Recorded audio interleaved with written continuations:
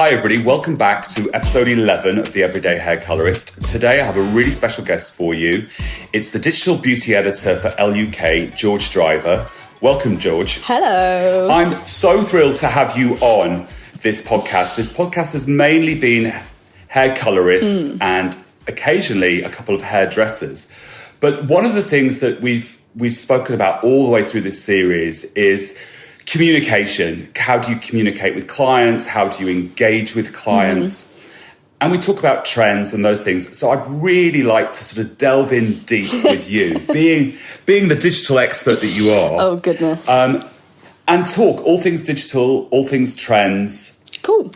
Let's start off with, how do you spot a trend? I think whenever I speak to hairstylists or hair colorists, they're always kind of offended by the word trend, and they hate us asking, and us evil beauty journalists sort of saying, what are the latest trends and what's changed this season? But I think for us, although we know there are ongoing trends in colour and cut and style, for us it's our job to kind of report on any of those tweaks or changes or slight, even like minor things. So then, by next season or next year, that's what you might have changed to what, your hair colour, you might have just tweaked it slightly or put a different hair accessory on or something. We're sort of the annoying people that harass you first. I think a lot of it from my job, like backstage at Fashion Week, is kind of where I'm always like beadily eyed, like kind of paying, trying to seek out if there's like even tiny changes. So like, are we kind of doing a ponytail and leaving a piece of hair over your ear like that, like a loop? Is that kind of the new way to wear it?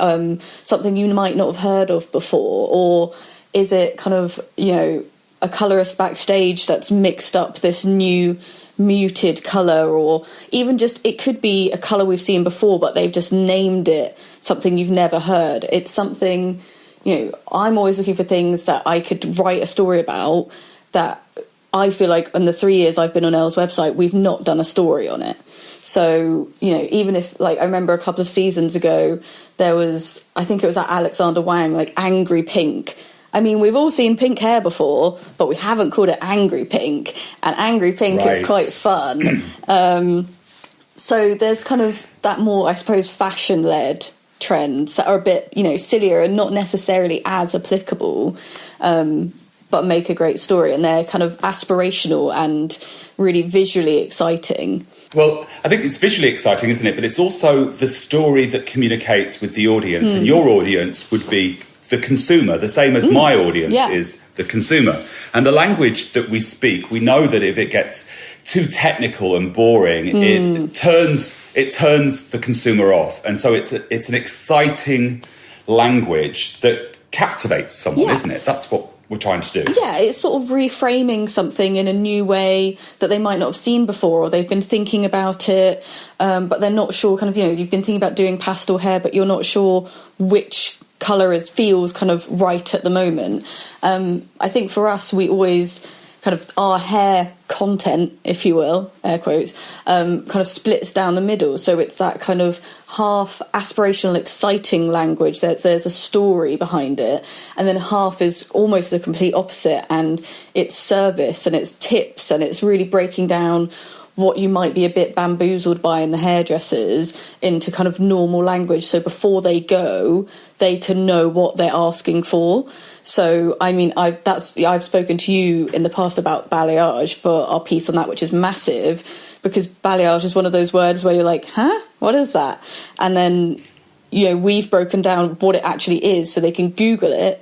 And then if they like it, they can go to you in real life and ask for it, confidently knowing what they're actually getting instead of hoping for the best when they're there. I love that. There are two things I love in that. The bamboozled by hairdressers, which I think we're going to talk about that in a minute. And I love the balayage thing. When I teach a class anywhere in the world, I always say, if you put age at the end of anything, it's going to do really well in the press. Oh, and it's so basic. No, but I think that balayage is sort of exciting to people still, isn't it, really? So if you put age at the end of it. Yeah. The other thing I noticed was that trends come and go really quickly and really rapidly, and I can get lost on not being informed unless I follow people like yourself on Instagram, and then I'm listening to a language that's being communicated to the consumer, so that then when the consumer comes to me, I'm aware of that language and can then put my spin on that through there. But talk about bamboozled. Do you think hairdressers bamboozle clients? I don't think hairdressers specifically bamboozle clients or deliberately, but you've got to think about it. Yeah. If I had a chat with you and you said, George, what do you do on the website? And I started talking about SEO and all of this technical stuff because it's what makes sense to me, you'd be like, what the hell are you talking about? Whereas I'd probably be asleep.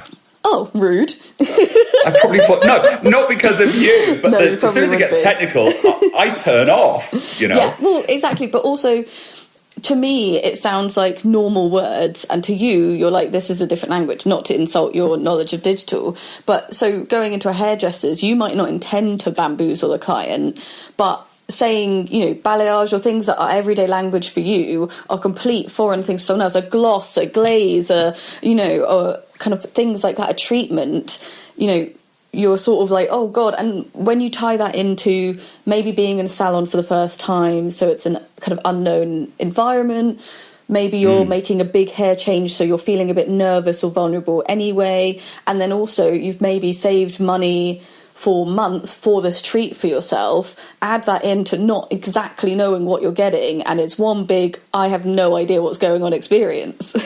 Yeah, absolutely. I think one of the things I'm always trying to convey in education is that we as an industry need to communicate in simpler terms and language that consumers understand. So for me, I always talk about things like food, about texture, and makeup terms are another one that work really well for women. They seem to understand that better, rather than getting carried away with the language of hair dressing, more a language that a consumer understands. Well, yeah, I think you're spot on there, because another thing I was going to say about trends, especially colour trends, is we do a lot of stories. So we have just a blonde trend story, and a lot of the ones that turn up in that are kind of food based because they sound whimsical and delightful and lovely and look amazing on Instagram. But also, if you say mushroom blonde to someone, you've kind of immediately got that idea of what shade you mean. It's that kind of off, ashy, blonde mushroom. Like, that's a reference you can immediately understand, rather than kind of, like you said, like a kind of specific term. So we do also do kind of maybe sillier stories, but around kind of, food-inspired hair colour trends for sure. I think the food one is a great one. And wheat, biscuit, espresso, all those things, people can see it a little bit better. Yeah. I think unfortunately maybe the age-old box hair dyes have slightly ruined the food descriptions for us, which is a shame, but because they are so handy. But yes, no, I totally agree. I used one in my classroom that was like this internet sensation for like 24 hours. And that was Tiger Eye. And I was like, what the hell is Tiger Eye? And it turned out it was the stone rather than a tiger's eye. And it was basically a glaze over a gloss over someone's hair. But I just thought it was a really clever piece of journalism and marketing, because it was a fascinating thing to look at. So, George, if a hairdresser had a story that they wanted to talk to you, something that they were finding really interesting or they thought was new, what would you be? First of all, are you open to people connecting with you to talk about hair and hair stories? And then second of all, what would your expectation be? Oh, yeah, like always open to hearing about stories. I just think it needs to feel like a kind of authentically exciting story. Obviously, I know, on a lot of colorists, there's a pressure if they're associated with salons or brands to kind of come up with, press releases and information. And sometimes those are great, but sometimes they do feel a bit like they've kind of worked a bit corporate, or they've worked to kind of trend around a product that maybe the brand they're affiliated or salon they're affiliated with is pushing. And I think that's why a lot of the time I would kind of go and find one that I was seeing on Instagram or backstage or I kept seeing in real life or something, I think. And then I would then ask for sort of expert opinion, or if I'd seen it on a pro's Instagram account, I would go to them to talk about how they came up with the idea, or I'd just see it on a few different accounts and maybe I'd just put it together as a trend. Like someone might not have called it anything and I'd decide it's a thing that I'm seeing, and from Elle's perspective this colour seems to be turning up, but no one's really coined a term for it yet. Right. But yeah, like hair for us is absolutely massive. It is way bigger than makeup for our kind of content online, because I think there is that service element. And so I'm always looking for another one, like another new niche way to spin something, but it needs to feel not like you're fooling the reader. I don't ever want to write something that is so like exaggerated or kind of not, or tenuous, that our reader would be disappointed if they clicked into a piece. Right. It wants to be as satisfying once you look at it. And you could be like, I mean, mushroom hair is probably not that exciting, but we did like a frosted coconut or something like that, I don't know, that sounds really like, oh, what's that? And then when you see it, you're like, actually that is something very different. I never really want to run something that feels like so micro a change. Like, so let's say balayage again, like there has been different versions of balayage or kind of micro trends within that we would possibly run if they felt different or interesting enough, but sometimes it gets so small that it feels like you're sort of duping the reader into believing it's different, and actually that's doing the opposite of helping them understand the language around hair, because you're giving them so many new terms they're not sure which one's which.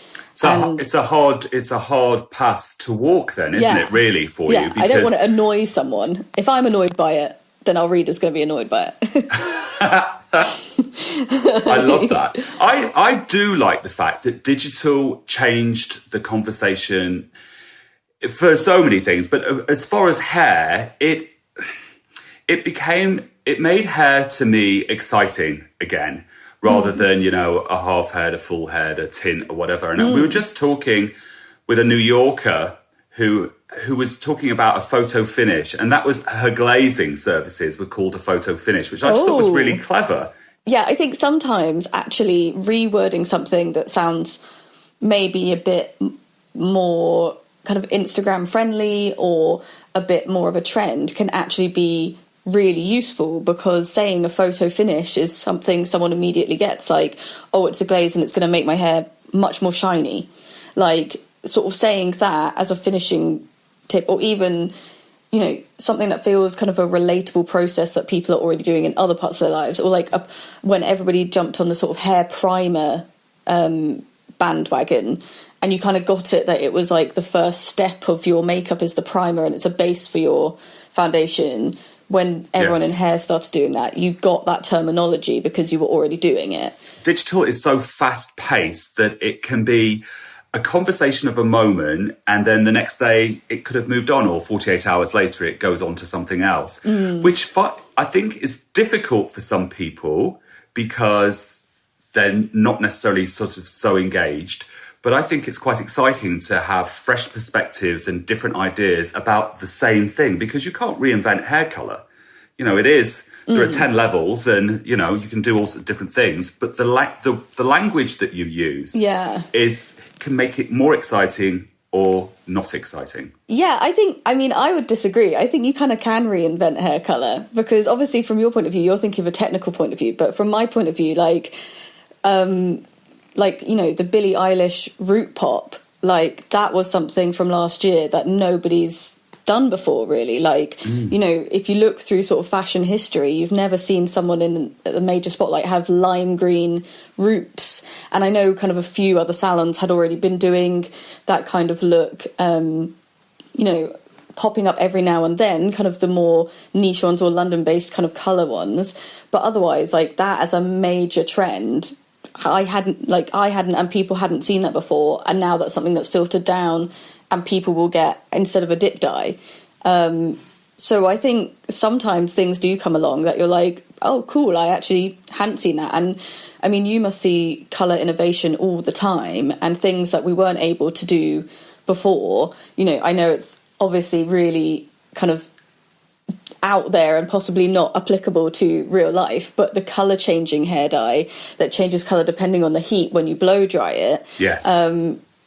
you know, that kind of thing isn't necessarily real life. But it is exciting to see that those things could become real life. You know, doing your kind of going in for bright pink hair wasn't real life 10 years ago. So no, and it's perfectly normal now, isn't it? Exactly. But I do think there's something about like the language when you go in and ask for colour, especially. I think, like you said, having the foods is really helpful. But like my hair colour, depending on what your perspective it is, could be entirely different. Like it's either copper, orange, auburn, red. And I'm always, I mean, that's why I sort of repeatedly went to you at first when I got this hair colour, because you kind of got what I meant. But other places now I'm terrified to go because you say the wrong word and I end up looking like a pillar box. Yes. So yes. Now you've certainly had a hair journey, haven't you? I mean, you are one of those magical people that actually is game for change. Oh, I am too game. I'm too game. I need to be stopped. Like I'm so game I've had to cut off half my hair. Like, you know, don't bleach one half of your hair, it dies. But I've ticked that box, so now I don't have to do it again. But I'm getting the itch. Are you? Like something's, I mean... So for the audience who don't know you, I just wanted to tell them. So George ended up having half her hair copper and half of it bleached blonde. Yeah. And that was her look for a while, wasn't it? And was, you loved and you rocked it. You wrote an article about it as well, didn't you? Yeah. No, I loved it. I really did. I had the same hair colour for years and I was getting big hair dye FOMO. And just, I don't know where that idea came from. And I just decided I was going to do that. And the colourist's face when I sat down and he thought he was just going to do a root top up. And then I told him that. No. Which was amazing. But I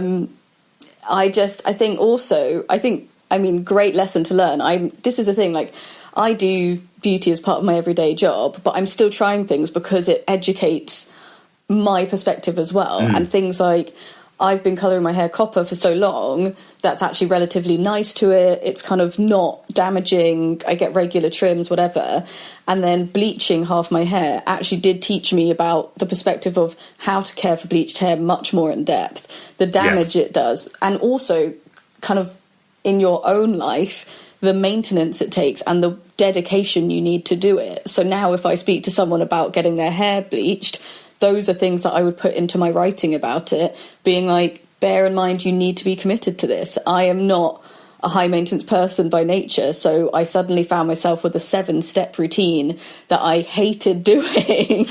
But needed to do. And I can already feel like probably in the next couple of years I'm going to bleach it all, but I'm going to try and hold off for a while. But I do think it's things like that's why I'm partly game because I think it's fun, but also I'm game because I think you have to try these things to be able to write about them better. Which is why, like, I try all different sort of, you know, makeup and whatever. Other very chic people have a signature look, and I'm just like the kid in the corner playing with all the paints and putting them on me. But I do think it helps my perspective as someone who's meant to be advising about things to have some knowledge of doing it. I'm your caution case. You're very chic, and you always have a strong lip. And I do have a strong lip. It's very distracting. It's very good at that. I love it. So, George, we are in very difficult times at the moment, as you know. It's difficult for everybody. And there's been a lot of controversy online about people doing their hair colour at home. And there's been, within the hairdressing industry, there's this sort of this desire, obviously, for people not to do the hair colour at home. But I understand that from a business perspective, and also from this, so many things can go wrong at home. But also I feel like in this world that's turned upside down, when you look in the mirror, you'd like to have some control over what you're seeing. And there's a normalcy. If you have your roots done all the time, there's a normalcy to it. Where do you sit in your conversation to your audience at the moment about things like that? Yeah, I think it is a tricky one because obviously, you know, you guys are the pros and there's a reason that your industry exists. It is an art form and a skill. You're not just like having a whack at it and hoping for the best. You know, but you know what I mean? You're extremely skilled. Yeah. Experts in your field. It would be kind of like any industry in that way. So it's tricky because you don't want to sort of say, "Oh, just do it yourself, it'll be exactly the same." But equally, you have to acknowledge times, and also you have to acknowledge that a lot of people don't go to a hair salon to get their hair coloured. You know, the box dye. The majority of people who colour their hair don't go to the salon. Precisely. Like, my mum has literally box dyed her hair for her entire life. Like, or my sister goes to a woman that comes to her house. There's sort of varying degrees of it, and there's a reason the box dye product line, you know, industry exists, because it's serving a need. And I think it would be a bit remiss to ignore like the kind of social implications of assuming that we're all going to the salon to spend a couple of £100 every 6 weeks, because that's just not the case or possible for a lot of women. So I think from our point of view, bearing in mind kind of the people that are already dyeing their hair themselves, as well as kind of the times at the moment where that's possibly, you know, it's going to have to be a necessity. If your priority is still to colour your hair while you're working from home or on lockdown, that might not be for everyone. Yes. Other people might be like, screw it, I'll let it grow out, let's see. But if like you said, you know, you want to take that control and you still want to take pride in your appearance and you've still got those Zoom work meetings, then I think, you know, it's up to us to provide that information and not censor it of people, but provide it responsibly. And we have a piece that I kind of basically updated this week for the website, which is how to dye your hair at home, but it's entirely guided by a colorist. It's, you know, it's saying step by step, like, what should you bear in mind? What do you need before? It mentions patch tests. It basically says... That's very good, because you don't always hear that in the beauty press. That's fantastic. Yeah, well done. Definitely. Like, it needs to be responsible advice, but also, like, responsible because you want people to know kind of what you guys do as far as your jobs, but also responsible towards your reader, because I don't want someone hitting me up on Instagram saying I did what you advised and it all went wrong and I'm allergic to it. So you know, a lot of the online beauty journalism game is protecting yourself and the brand against possible kind of, you know, negative commentary. And that doesn't mean just deleting comments. It means making sure what you're advising or what you're writing is infallible to an extent. You know, have you considered all angles? Because we will get taken down if you don't. And it's so easy to get taken down and it's not fun. I kind of feel that I understand, even in myself, I wonder what I will look like in 12 weeks. No haircut, no bleach, no ear waxing, no eyebrow waxing, no manicure, no pedicure. Of course, I'm going to attempt to do half these things myself. Exactly. Because I don't really... My mood is gauged by how I look and how I feel.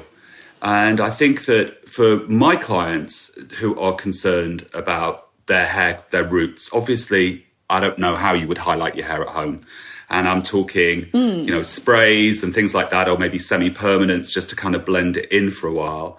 And for the root tint clients, I'm kind of trying to help them maybe do their hairline and their parting. So the visible pieces. Yeah. As just softer for them in this moment, because, you know, it's pretty shit out there for people. It's really difficult. And beauty is one of those things that can make you feel really good about yourself. Yeah, definitely. And I think that's so good of you to kind of get in touch with your clients and give them that guidance. I think that's what we need to be talking about. It's not saying don't try it at all, because you're taking that choice away from someone. It's saying, I'm here to give you the information on how you can do this better, because that person dyeing their hair doesn't want to look like an idiot after an hour either. So the point is to feel good here, not to feel like you've made it worse. So I think kind of, you know, colorists like yourself advising people on how to do it better and not feeling worried that that will empower them to do it themselves forever. They're still going to come back to you, because people go to a hair salon for more than just hair dye. Absolutely. They go for the experience. They go for the fact that you're blending the colours, that you're mixing those things. You're not going to be able to do all that at home. And doing it at home is a pain in the ass. It's a pain in the ass. And it still takes a couple of hours. Exactly. Do you know what I mean? Definitely. And also it's not that indulgence that a lot of people like to frame having their hair done as. And also they're not going to suddenly be so qualified they don't need you anymore. If anything, I think when they come to you, you'll have a better conversation because they'll understand the work you put in and they'll understand what you're doing more. Like we said before, they'll be even less bamboozled and even more willing to let you do your job because they have a bit more understanding of what it takes to do it. Yeah, absolutely. And I think that we need to be supportive of as many people as we possibly can at the moment, rather than just telling people, no, don't do that. You know, I think no, don't go out is fair enough and is valid.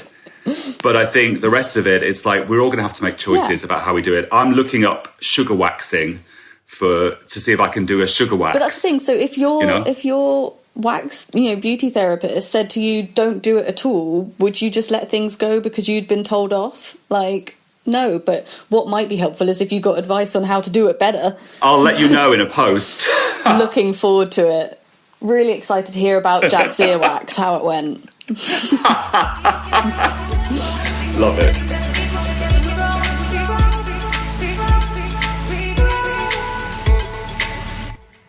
Right, George, I know things are difficult out there, but obviously spring and summer are coming. Mm-hmm. What kind of trends are you seeing or have you seen out there that you think are going to be big? And what trends were big in the fall and the winter that surprised you? Oh, God, I feel like you put me on the spot. The return of the noughties sections. The tendrils in updos. Yes, the front tendrils are back and everyone's doing it. And actually, I saw it the other day, and this is how much trends can infiltrate your brain and what you previously thought were awful when I was like 13 and doing it and loved it, then thought was awful. I saw a photo of someone the other day and thought, oh, that's very flattering on her face, isn't it? Maybe I should do tendrils. And now I've become like an absolute consumer of my own doing. Like, it's ridiculous. So now, I think the noughties tendrils, the Bella Hadid tendrils are definitely something that I think everyone was a bit like, okay, and now everyone loves it all over again. And everyone wants it. Yeah. For sure. I think people don't know it yet, but I think it actually might be a next summer thing. When when it reaches everyone. I think it's not going to be this summer, partly because who knows if we'll even be outside to see each other, so who cares about tendrils. But I reckon 2021, the full noughties revamp is going to be tendrils everywhere, definitely. And then what else? I'm trying to think. Well, I'll let you have a space to think, because that whole tendril thing also comes into that high impact light pieces at the front that have gone really chunky in there as well. Oh, yeah. And it sort of ties into it, doesn't it? So it's no longer just a little soft face frame. It's a big streak. Oh, yeah, the J-Lo chunky blonde highlight is big. Yeah, and massive. And also, I think, weirdly, a kind of really strong return to that noughties. It's not just the look, but it's like the attitude of this, a celebrity wears it, and now we have to have it, which I feel like we sort of left for a while. Everyone was a bit like, I don't care if it's on a celebrity, whatever, I'll do my own thing. And now J-Lo wears the chunky highlights, and we're like, well, maybe if J-Lo's wearing chunky highlights, maybe I'm getting them again. But we do all know that if J-Lo wears it, she is the queen anyway. So I know. I mean, she's amazing. Yeah, I mean, if J-Lo, if she did anything, I'd do it. Like anything at all. You don't even have to ask me what. I'd just be like, yes. J-Lo did it, yes. And what do you think is coming along?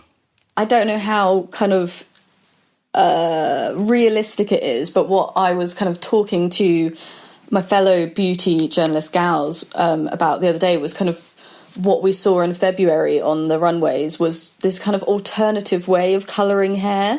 So at Alexander McQueen, they had these dyed red pieces of it, kind of, I suppose, extension pieces that they sort of smoothed around into a kind of high shine, wet look, updo super sleek beehive, and it kind of streaked red through all of the model's hair. But I just thought it was a really interesting way of kind of introducing colour into an updo in a really temporary way. Like, it's not highlights, it's sort of just clipping in your extra hair, but it really melded with the shape of it.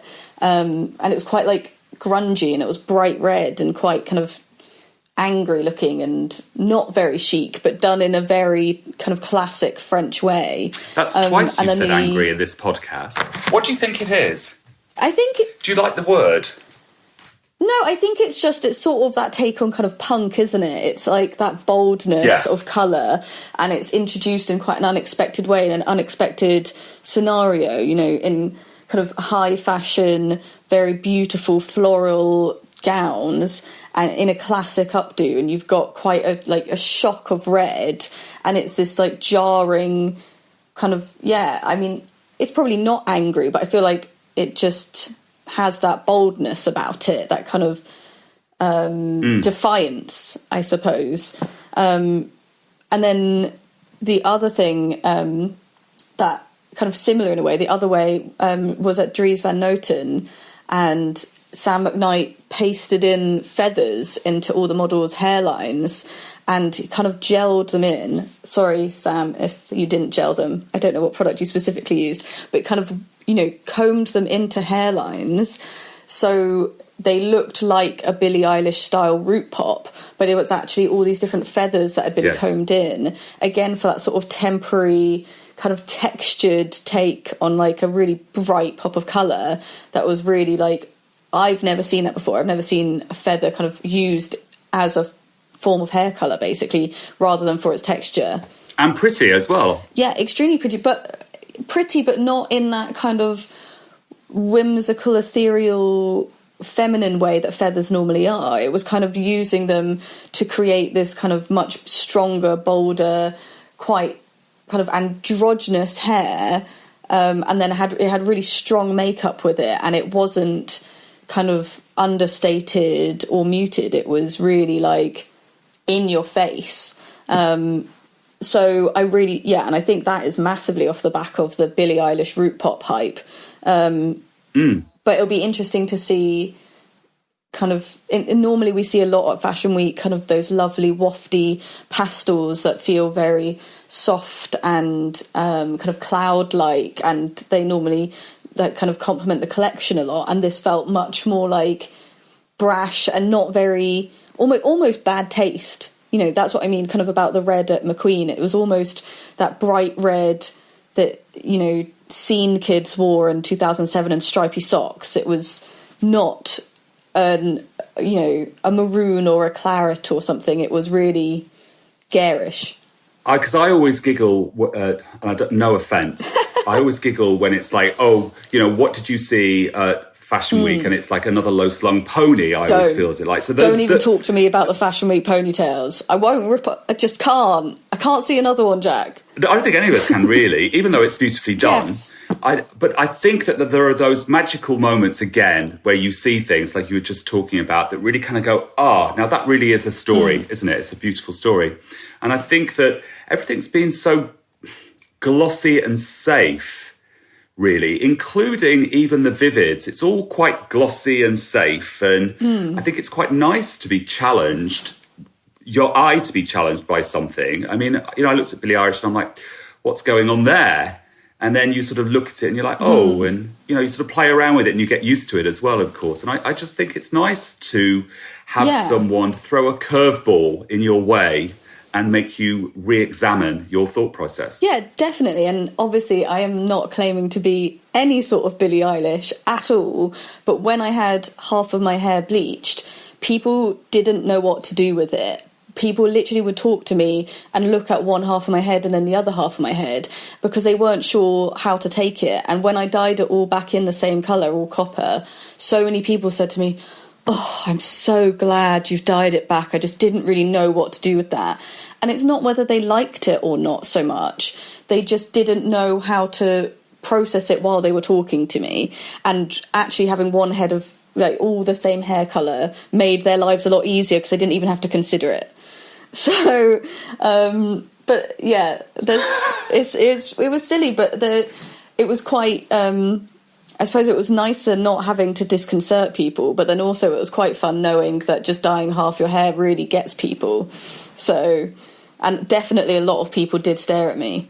like a child pointed at me in the street. So you have to be able to take it a bit, but it's a fun game, definitely. And that article's online, isn't it? It is online, yes. It's online at all best retailers. No, it's online at elle.com/UK, and it's called The Rebellious Streak, all about me making bad hair decisions. Go read it now. I don't think they were bad hair decisions. I think there were some of that was quite daring, really, I thought. Oh, well, thanks. Most fashion journalists and beauty journalists are relatively safe in the things that they do. I think, yeah, I wouldn't be down on them about that at all, because when you are exposed to so many different things, I think other people would be like, why aren't you trying more? But actually, navigating your way through so many different ideas or trends or makeup looks, it's quite a nice anchor to stay quite true to one look. Yes. You end up wanting to really pare yourself down and not really buy into any of them, which, I mean, I haven't matured to that level yet. Well, I think, as I said to a client that wants a change for all the wrong reasons, I'm like, buy a new pair of earrings or buy a bag or buy a nice top or something. And I think that when you're surrounded by fashion and beauty constantly being bombarded, first of all, your hair would never be able to take it all the time. If you did every single trend, you'd never, with a plex or without a plex, you'd never survive. And you talk about maintenance, which is what we're always trying to talk to clients about. Can you maintain that? And when you live a busy life, those high maintenance looks are very difficult to maintain. And I do think actually there's loads of hairstylists and salons that in the past few years have been really great with their transparency about communicating to customers how long a look takes, how much it costs, how long it will last once you get out of there.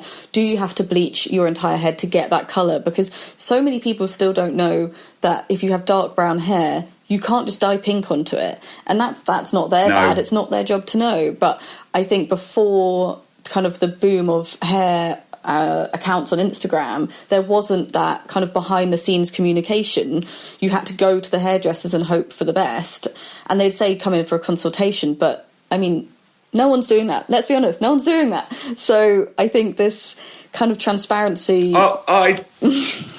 Do you disagree? I beg to differ. I think as an industry, we're really proud of the fact that we're really getting much better at our consultations and much more in tune with our allergy alert test. It's absolutely not you. You guys have always been good at the consultations.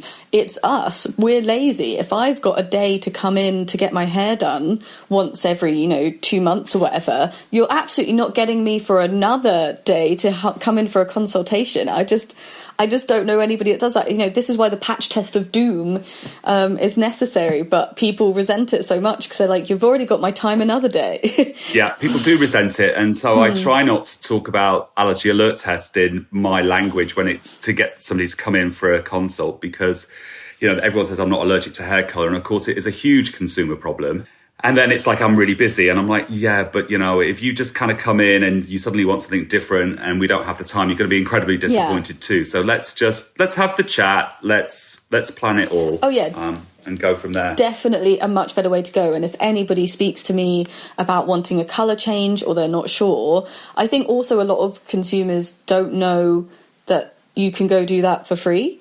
Like, I think they think that once they're there, you're having an appointment and you're paying. And I would always say to any of my friends that kind of say, I want to go for a bit of balayage, but I'm not sure. I'm also not sure if they'll do it how I want it. I'm always like, go in and taste test that hair salon. Go and talk to someone who would do your hair. See if they get you. See if they get your vibe. Do you like what they're saying? Do you feel like your taste levels are matching up and you meet minds? Because I think that's also a massive issue. So, and if you're not going to be, you essentially have to date them. And if you don't think it's right, try another salon, because there are all different sort of types of salons and you're not going to get the same thing at different places. I love the fact that you said taste test a salon. Yeah. I think that is super important because I talk a lot again on these podcasts with hairdressers and hair colorists about the fact that we're not all made to do every single person. And sometimes there just isn't the emotional connection or fit or that their taste level is so far away from my taste level that it's like, we're never going to be a good pair together anyway, because I'm not going to want to do it and she's not going to like what I do. Yeah. And vice versa. So I think it's really important that we as an industry communicate that taste test thing much better. I think it's brilliant. I love that. I'm going to use that all the time. You need to pay me, mate. Come in and taste test me.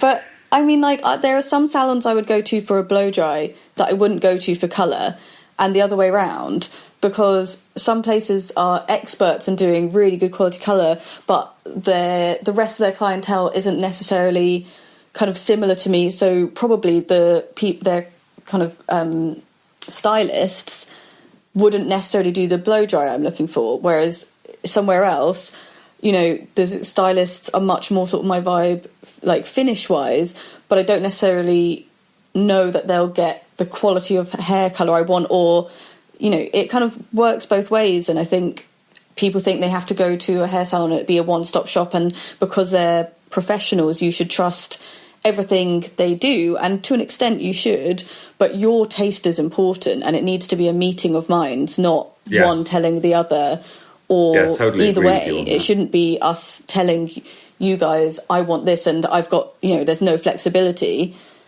or you saying this is the only thing you can get and this is how I'm going to do it. Because, you know, my friend went to a hairdresser's and asked for a French kind of style girl fringe, and the hairdresser said, oh no, we can only do your full fringe. And she came out and we were like, oh, how did it go? Texting her, how does the French girl fringe look? And she said, oh no, he said I couldn't have one. And I was just like, why? Why did you ask him why? Because from my opinion of her, I'm obviously not a hairstylist, but I was like, I can see no reason why you couldn't get that cut. And she was like, oh, but he said I should have a full fringe instead, so that's what I got. And I'm like, but is that what you wanted? And she was like, no. And I was like, right, well, as soon as he said he couldn't do it, unless there was I think with colour there's a much more logical, scientific reason why you might not be able to colour someone's hair. But cut, I was like, apart from him just not really wanting to, there was no reason, and at that point you should have left. I think that I think that we should be explaining to people, if we say no, there should be a reason why, as an industry, we're saying no to something, and there should be an explanation for it. I think that's unfair just to say to somebody no. Yeah. I think to never underestimate the polite British. You know, we don't want to have an awkward conversation. We don't want to say, no, actually, I want this. You know, if I say I want a French girl fringe and you say no, I don't want to then have to argue with you to get my fringe. I'm probably just going, oh, okay, you're the professional, you know best. Yeah. And, you know, it's that kind of like age-old situation where you have your hair done and they say, do you like it? And you just say yes, because you don't want to say no, because you don't want to be awkward. And whenever I speak to someone that's saying, oh, I'm going to get That's so British though, isn't it? So British. It's so British. Yeah, and whenever I speak to someone and they say they're going to get their hair done, I'm always like, have a plan. Have you got a photo? Do you know how to describe it? Do you know exactly what you want to look like? You know, talk to that person. And I was like, and just be really confident with it. Like, you know, don't back down on what you want unless you say, no, we can't make your hair rainbow in half an hour.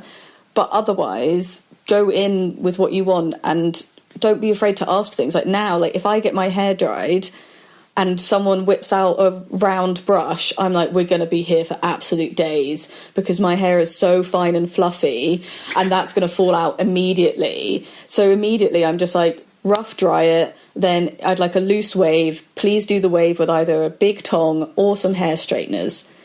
And then they'll be like, would you like product? I'm like, pile that hairspray on because my hair will fall. Because to an extent, you know your hair better than anyone else.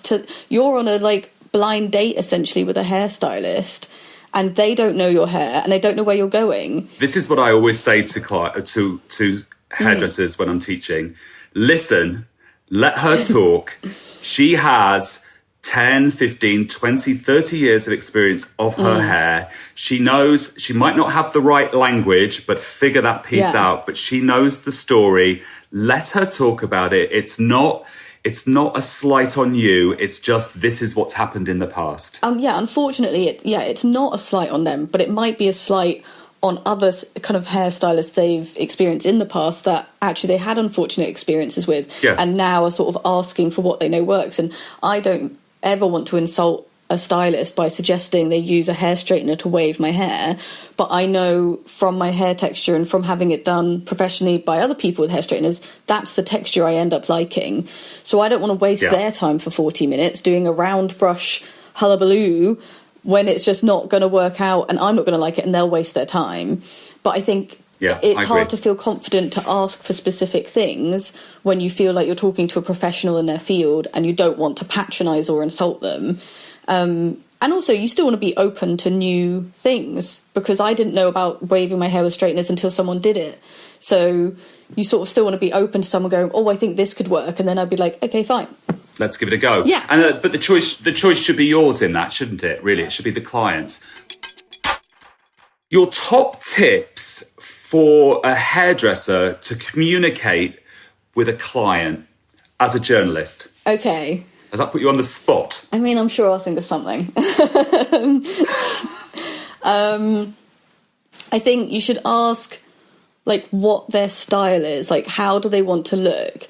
I always want to look a bit like just sort of undone and a bit like nothing-y, or the absolute opposite, and I want to look preened and poker straight and shiny and flicky or something. Like, ask kind of what they want to look like, because if I say I want some loose waves and you don't know what my style is and I've come to the hair salon in t-shirt and jeans because it's an off day, I don't want to leave with bouncing ringlets because that your interpretation of loose wave is entirely different to mine. Yes. You know what I mean? Yeah. So yeah, I think it's not always obvious, or, you know, I'm sure it's exactly what you already do. Like, I know, like, where are you going? Or, like, how long do you need this to last? Because I can have the most wonderful, cool girl, undone waves, and I know a lot of hairstylists don't like to use products or hairspray because it might not have the nicest texture, but I'm getting on the tube in 20 minutes, and as soon as that tube blows through the underground, my hair is going with it. So yeah, sweating and flat, and it's just going woof, and it's all falling out, and I know my hair falls, so I need more hairspray. But yeah, I mean, yeah, how long do you want it to last? Because it's useful for obviously both of you. Like, if you're dyeing someone's hair pastel pink and they want it to last for 2 months, everyone's going to be disappointed. So, I don't know. I mean, it's not loads, although... Honest communication, it sounds like to me. Try and figure out what the client wants by asking clear questions that the client can understand. And for the client, the consumer, to ask clearly and to speak up for themselves too. Yeah, and I think you kind of, sometimes you come into a hair salon and they're like, okay, what are we doing today? And you're like, well, my roots have grown out, so I want to colour them in. Or you kind of talk very briefly about the process or the actual colouring or treatment you want, and then that's sort of where it ends. And actually kind of maybe opening that up a bit more to have, you know, more of context, because hair doesn't exist on its own. It sits on your face, which sits with your outfit, which sits with your makeup. Exactly. Like, I had to change my entire wardrobe when I bleached half my head. I didn't change it all, but I changed how I wore things because it felt so much of a statement. My friend bleached her whole head, and I advised her before she did it, by the way, you'll probably have to change your makeup. And she was like, oh, why? And I was like, you don't wear much at all now, but your colouring will change. So you'll probably change the shade of your eyebrows or what lipstick you wear now, because it won't quite work with the ones you did before. And I think considering hair as part of a whole package, because I want my hair to reinforce my personal brand, that's in air quotes, but you know what I mean, but my whole style, like my shoes would go with my outfit, my hair doesn't exist separately. I want it to suit me, not as in, is it flattering? I want it to suit what style I've chosen. Fantastic chats today with you, George. Thank you so much for coming on. Oh, good. My audience can find you on Instagram. It's under I Am G Driver. It is indeed, yes. Please follow me. I can't guarantee good content. That's because you're too busy in the magazine producing great content. Yeah, I've got a full-time job. Thanks for amazing chat, and so lovely to speak to you today. Thank you so much. You too, thanks for having me. So I hope you enjoyed this podcast as much as I did making it for you. Don't forget to subscribe on your channel that you download your podcasts from. iTunes is my favourite, but I know there are others out there. And also, if you want to follow me on stories on Instagram, it's Jack Howard Colour, COLOR, the American way, not the English way. And on Facebook, it's Jack Howard Colour, COLOR. And my website is www.jackhowardcolour.com.